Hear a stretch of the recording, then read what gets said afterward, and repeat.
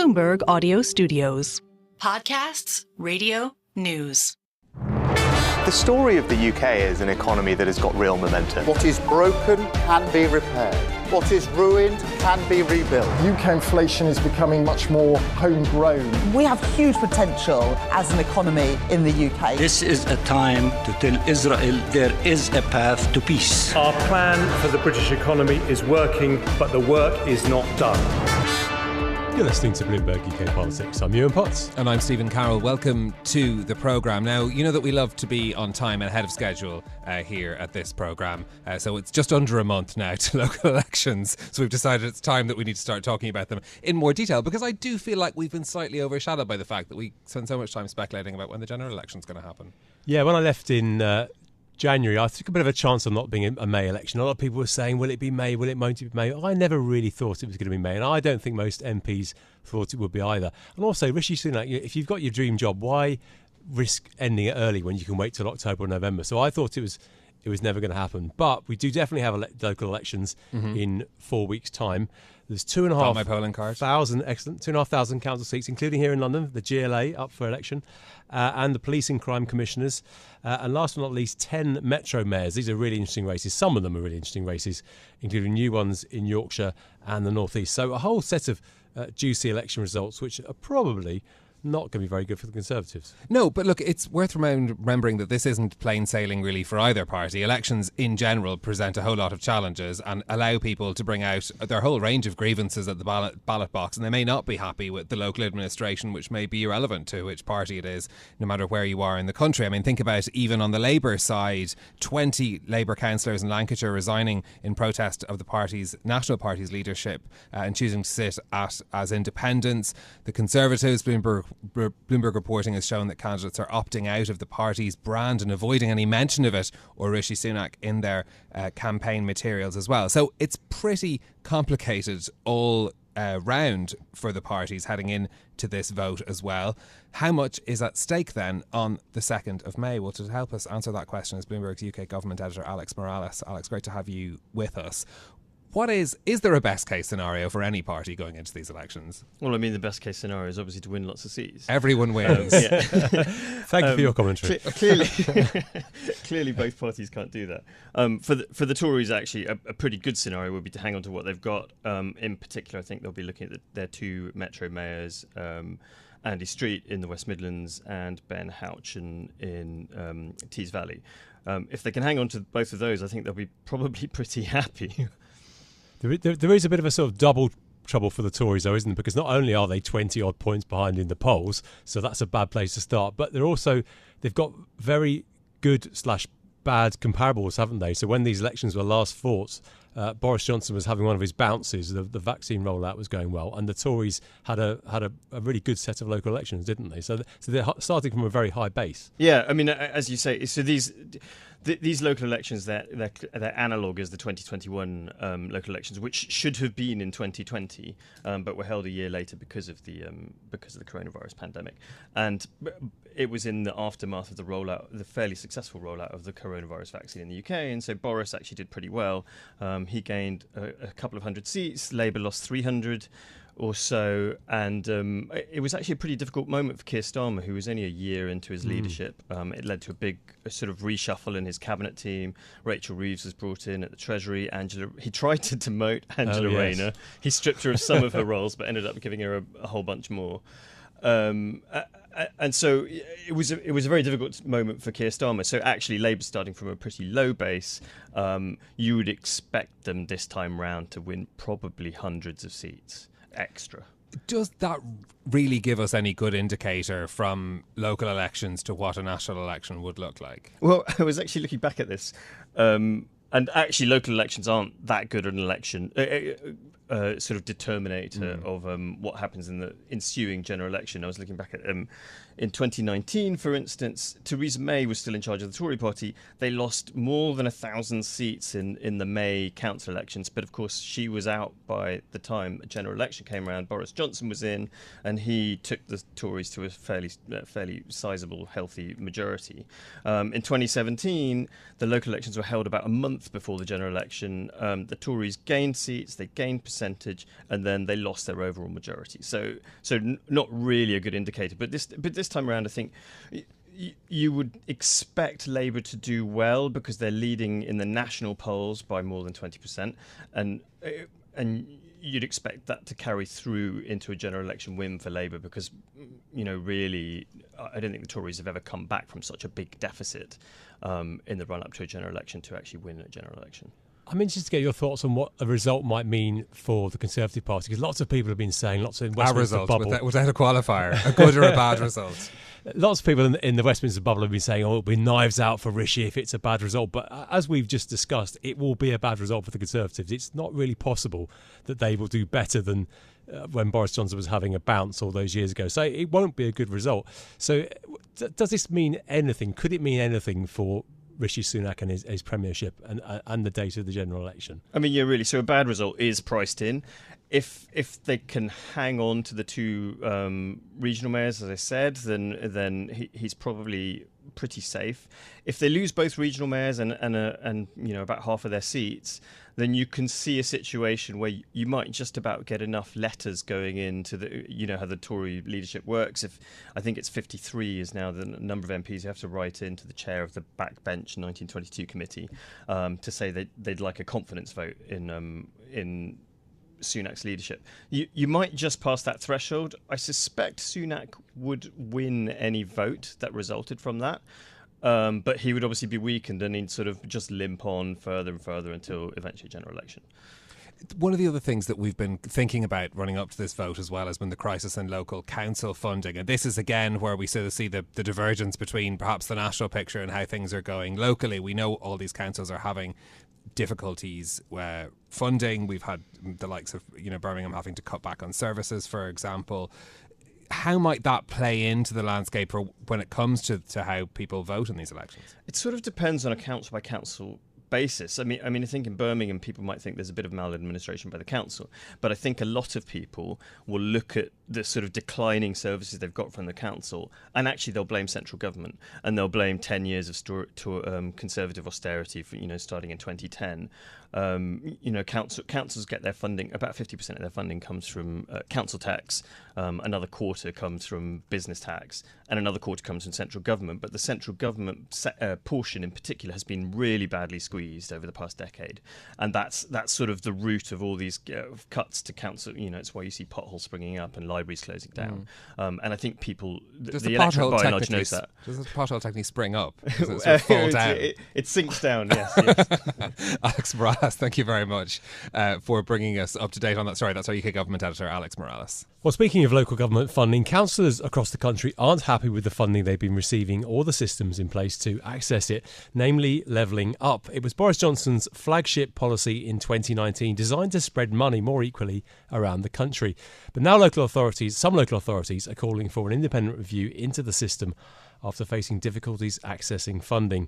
Well, Graeme Atherton is a professor at the Centre for Inequality and Levelling Up at the University of West London, and he joins us now to discuss where things might be going wrong with the strategy. Now, Graeme, what's the government's record so far on Levelling Up? Has funding been reaching areas of the country where it wouldn't have done before?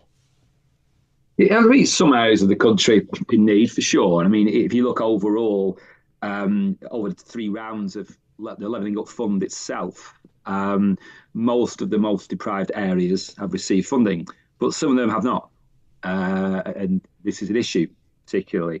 And also, the accessing funding has been time-consuming for some of these areas, and some of the bids that have been submitted have been quite lengthy exercises for local authorities to undertake, often for funding which, while is significant and will obviously, hopefully, produce particularly physical regeneration outcomes and buildings and other things that are needed, in the context of some of their overall reductions in funding, seems to them as a relatively small investment. Is broadly, though, is the policy we know now is levelling up and would have been called addressing regional inequality in the past and many other iterations before that as well. Is it a good idea? Does it work to try and reduce regional inequality? Well, levelling up, I mean, the goals are definitely good ones, but unfortunately, I think the problem with the policy is it's not been as joined up as it could be. So there's three particular elements to it, really. There's the devolution bit, there's the funding bit, and there's the missions in the levelling up white paper. And the three things don't connect very well. So the missions, the 12 missions, which were launched over 2 years ago, they haven't been pursued as wholeheartedly as they could have been. The idea was to appoint directors to take the missions forward. That didn't happen. The missions weren't really brought into by many different government departments. The funding has been distributed in kind of piecemeal kind of a way, even though for valuable projects, as we discussed, not enough of it and difficult to access.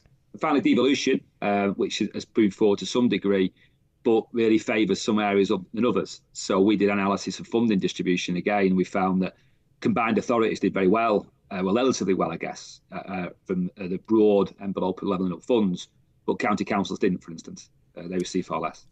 Yeah, you mentioned the disparity between who's getting the money and who isn't. The bidding process is quite complicated, isn't it? And some of these bids are quite expensive to put together. Is there a real gap between the councils which have been doing this well and some of the others who've just not been winning these awards? Well, it appears to be. But then again, I think some of the councils who put bids in haven't been successful have also invested quite a lot of time in it. And I think that's where the frustration comes. I think they believe that possibly it hasn't been always clear why some councils receive funding and some haven't, and why some bids have been favoured and some haven't.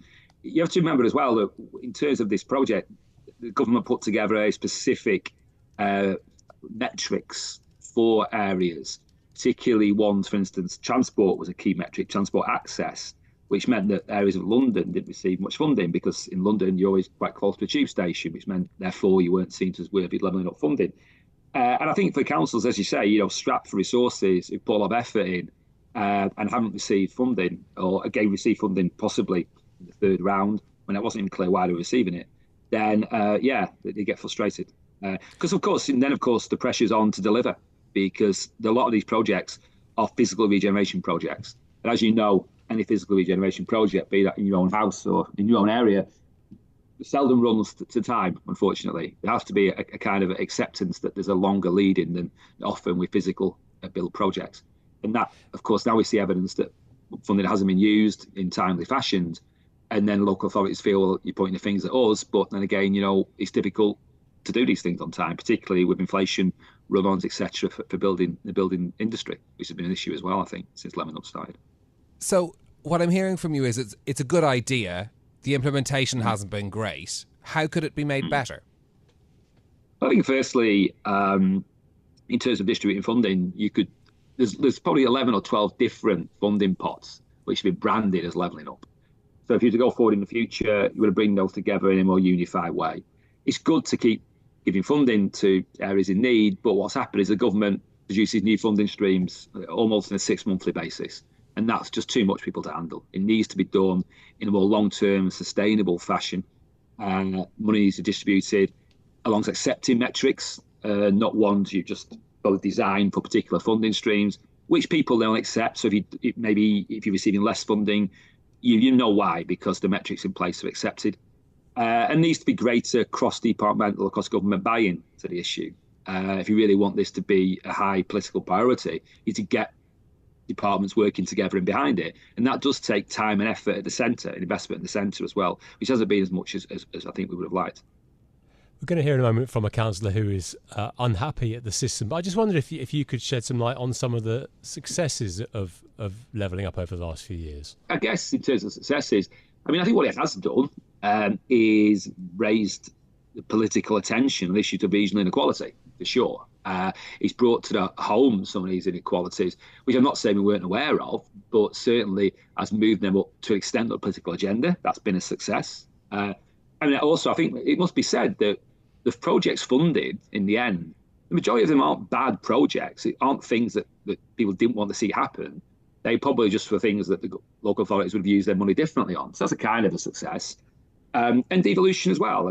Devolution is something that I would support and many others would support. Bringing powers and responsibilities closer to those who need support has been a success. So I think moving that forward, particularly, because of course what you've seen now is both parties are really main political parties are pushing forward devolution. So that, again, would see a success as well. How should we be measuring success when it comes to these projects, though? As you mentioned, quite a lot of them have a long lead-in time. It's obviously going to be a complex process always when it involves administration of public money. So what looks like success when we're trying to assess? Well, I think, again, we need to decide what our goals are. I mean, if we're going to actually retain the focus on the missions, remembering, of course, a bill went through Parliament last year, which means that now that there is a responsibility to report on these 12 missions. If we're going to retain these 12 missions, there are a set of metrics alongside them which the government needs to report on. So, for instance, around education and health and reductions in inequalities in educational achievement between different groups of young people. It's something we should look at success. Reductions in differences in life expectancy across different areas is a clear metric. But also, I think the thing that's missing in this whole levelling up agenda is an anti-poverty strategy as well. Because as much as these missions are valuable, unless you can actually address poverty in some of the key populations and areas which you're trying to level up, so to speak, then you're not going to be successful. And that is a missing metric. That really does need to be there, I'm afraid. Graeme, great to get your thoughts. That's Graeme Atherton, Professor at the Centre for Inequality and Levelling Up at the University of West London. Well, let's get a different perspective now. Graham Chapman, someone who has first-hand experience with the Levelling Up system as a Nottingham City Labour councillor and vice chair of the Special Interest Group of Municipal Authorities, which represents 48 urban authorities in the Northern, Midland and South Coast regions of England. Graham, great to have you with us. What has it been like trying to access funding from the Levelling Up programme? First of all, I've got to say that the amount of funding is risible compared to what is required. And so that is your starting point. Once the funding's been announced, then everybody's scrambling to try and put bids in. You're never quite sure what criteria are being used. Very often you haven't got the staff to deal with it because you've been cutting back, and you've been cutting back in precisely those areas.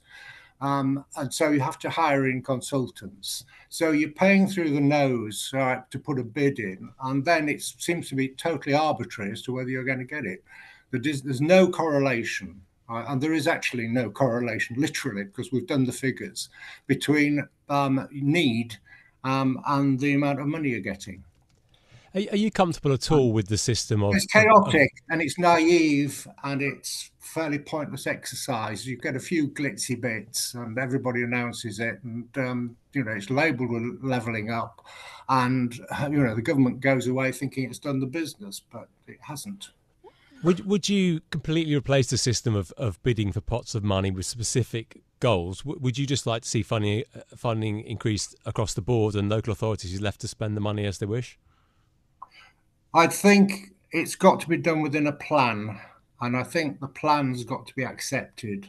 I can't think you can just divvy it up according to need. I mean, there has to be a need. It has to be needs-based, but you also have to make sure, and I can understand central government wanted some oversight, that it's done within a coherent strategy. And that coherent strategy is not a 2-year jobby, it's 20 years.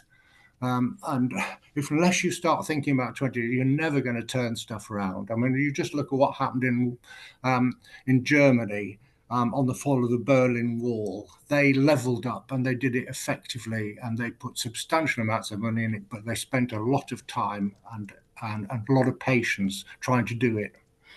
And that is a system that I think we need. Indeed, I mean, slightly different circumstances, it has to be said, for what Germany was trying to achieve there as well, and the parameters around it. I mean, the Levelling Up department says that they've committed £15 billion since 2019 to often overlooked areas. Surely that money is welcome as a means to address at least some of the challenges of inequality that these places face. The money has been mainly put into... First of all, a lot of it's not been spent, but secondly, has been put mainly into fairly visible schemes. And the real levers, and I've got a lot of experience with this because my PhD was on southern Italy. The real levers for levelling up are not little bits of schemes in town centres, or even bits of transport scheme. It is to do with the people, and it is to do with training, particularly in those skills areas that are required, and it's to do with education. And then only then do you look at the physical stuff. You've got to invest in people first.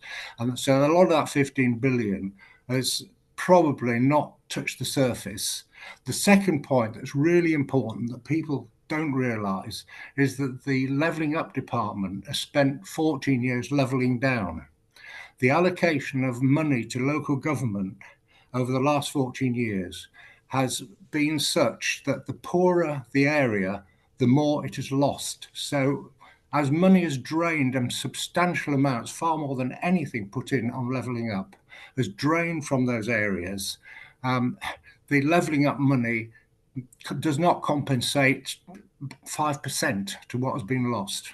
What I'm hearing are national problems, or problems that need to be addressed at a national level as well. Is the concept of levelling up outdated then? Should this just be the fact that we need to completely refound plans on a national level, things like training and skills? You need both. I think you've got to devolve, but devolve within a framework. So, you can't just throw money at training and skills. It's got to be training and skills in productive areas, and that has got to be done within a plan. In terms of education, right, there's got to be some reallocation of funding to the more deprived areas where the education levels are lower. So you've got to recognise that. The other thing you've got to recognise is the role of local government. They're major spenders, in fact, all public sector, major spenders in an area. And it's not just the goods you get from the spending from local government or the particular job, it's the circulation of money.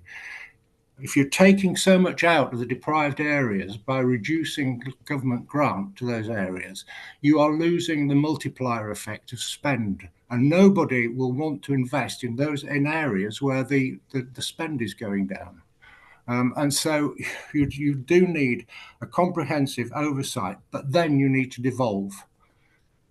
Nottingham's a great city. I know it well, but it does have big pockets of deprivation, and it always did. Did things improve in the 90s under the Blair government? And will a Starmer government have more money to do this?